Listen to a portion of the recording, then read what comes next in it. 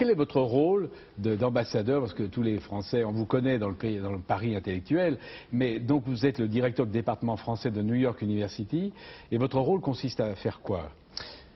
Le mot ambassadeur, c'est flatteur, mais c'est beaucoup trop grand. Ce que nous faisons à l'université, c'est en dehors de l'enseignement, évidemment, nous avons un département, nous formons de jeunes Américains en langue, littérature et civilisation française. Alors ça, on le fait à partir du 1er jusqu'au 3e cycle. C'est déjà un travail très important, à mon avis, et qui marche bien. Les Américains s'intéressent beaucoup à la langue et la civilisation française et aux lettres françaises. En dehors de ça, nous avons un organisme qui reçoit beaucoup d'écrivains, de cinéastes, de peintres, d'hommes politiques, pour leur donner l'occasion de parler à des publics américains différents, francophones ou pas francophones. Alors on en vient aux reproches qu'on vous fait, et vous y faites allusion dans votre livre. D'ailleurs vous dites que le français est rouspéteur, je pense que d'ailleurs à vos yeux c'est une qualité, et certains rouspètent parce qu'ils disent finalement Tom Bishop il n'aime que le nouveau roman, c'est-à-dire Claude Simon, Rob Grillet, Nathalie Sarraute, et il n'aime que ces gens-là, il n'a invité que ces gens-là dans son université, ce qui fait que les Américains croient que la littérature française c'est le nouveau roman, et qu'en dehors du nouveau roman, point de salut, voilà, et point de littérature. Tout à fait faux, parce qu'il est vrai que j'aime le nouveau roman, et je ne dirais pas le contraire, mais je n'aime pas que ça, et nous invitons à l'université des écrivains, puisque nous parlons d'écrivains, de tous bords, et tout à fait exprès. Moi je n'invite pas seulement les gens que j'aime, et je n'aime pas seulement les écrivains du nouveau roman. Il est vrai que j'ai une grande admiration pour Claude Simon, Nathalie Sarraute, Pinget et Rob Grillet. Ce sont de grands écrivains et j'en suis très content. Je suis content de pouvoir les recevoir parfois. Rob Grillet, lui, vient très souvent parce qu'il enseigne chez nous. Les autres, rarement, mais enfin, ils viennent. Est-ce que ça vous agace? Est-ce que ça vous agace aussi de voir que vous êtes attaqué en France par des gens qui disent quand même Tom Bishop, il a donné du roman français une image qui n'est pas tout à fait la... Ça m'agace dans la mesure où moi je ne me retrouve pas dans ces attaques. Je ne suis pas l'ayatollah du nouveau roman. Ce livre n'est pas un pamphlet pour défendre le nouveau roman. Non, mais c'est quand même, vous faites un moment, d'ailleurs c'est des pages qui sont intéressantes, l'éloge du nouveau roman, l'éloge de la modernité dans le roman, à travers ces gens et à travers le théâtre de l'absurde, c'est-à-dire Ionesco et Beckett, mais qui ne sont pas contestés comme les gens du nouveau roman. Oui, par exemple, n'est-ce pas, le théâtre, moi je fais surtout des cours de théâtre, par exemple, et ce qui m'intéresse en dehors du nouveau roman, et peut-être plus que le nouveau roman, c'est l'œuvre de Samuel Beckett d'un côté, et le théâtre, ce qu'on appelait autrefois le nouveau théâtre, qui est maintenant un vieux théâtre classique, mais merveilleux, Genet, Ionesco, Beckett, Adamov, tous ces auteurs remarquables, mais j'aime d'autres, j'aime Giraudoux, j'adore l'univers de Giraudoux, le théâtre de Giraudoux, plus que ses romans. Je ne vois pas le problème. Moi, je peux sans problème aimer Giraudoux et Ionesco ou Genet. Oui.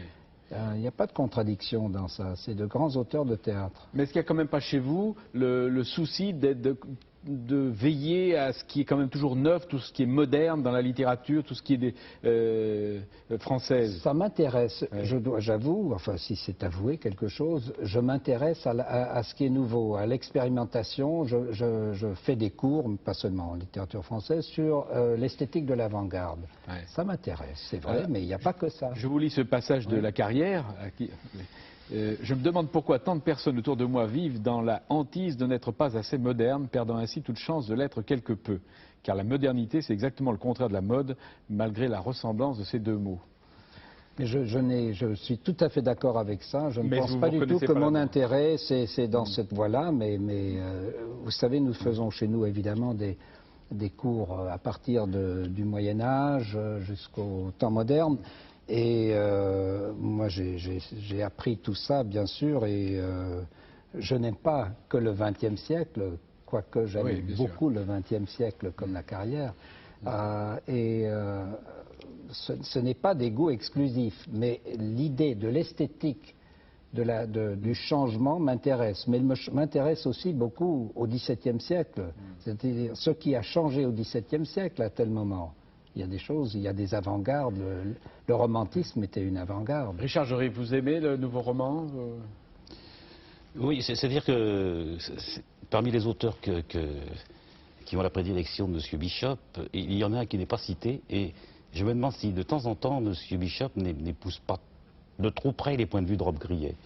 Parce que il y a eu, pour moi, l'écrivain du nouveau roman que je mets par-dessus tout, avec Claude Simon, c'est Michel Butor. Bon, Michel Butor, on sait très bien qu'il a marqué une certaine distance vis-à-vis des thèses de Rob Grillet. Donc Butor, il semble que vous l'écartiez parce qu'il n'est plus en odeur de sainteté. Il s'en est écarté. Lui s'en est écarté. Vous croyez qu'il n'est plus moderne? Vous pensez qu'il n'est plus dans la modernité? Non, je ne dirais pas du tout ça. Au contraire, il est très moderne, mais il ne fait plus de romans. Depuis très longtemps, il n'a plus fait de romans. C'est tout. Mais non, je trouve que les premiers romans, le Passage de Milan, par exemple, L'Empoitant, c'est des romans merveilleux, sans parler de la modification. Ah non, j'aime beaucoup Butor, mais enfin, et d'ailleurs, quand je fais de temps en temps, je dis bien, un cours sur le nouveau roman, on a l'impression que je ne fais que ça du matin jusqu'au soir, que je prêche du nouveau roman. Alors, à propos d'écrivains, le chat de Mob s'appelle Littré et votre chien, vous l'avez appelé Beckett. Hein? Oui. Et d'ailleurs, vous racontez... Pas Rob Grillet, n'est-ce pas? Pas Rob Grillet. D'ailleurs, Rob Grillet n'aime pas les chiens, je n'aurais jamais fait ça. Mais Beckett, je veux dire, c'est drôle, la scène où vous racontez comment avouer à Beckett que vous avez appelé votre chien Beckett. C'était dur, c'était très dur, ça avait beaucoup préoccupé ma femme et moi parce que c'était un chien qu'on a aimé, il est mort maintenant, et puis on a beaucoup parlé à Beckett de ce chien, mais en le nommant jamais. Et puis c'est ma femme qui est passée aux aveux un jour quand elle a vu, et il était un peu troublé de savoir qu'elle avait un aveu à lui faire. Et alors l'aveu c'était que le chien s'appelait Beckett. Et Beckett s'est mis à rire. Il a dit, le chien ou Beckett? Non. Bonne question. Le vrai. Le vrai. Et il a dit, ah mais je savais ça.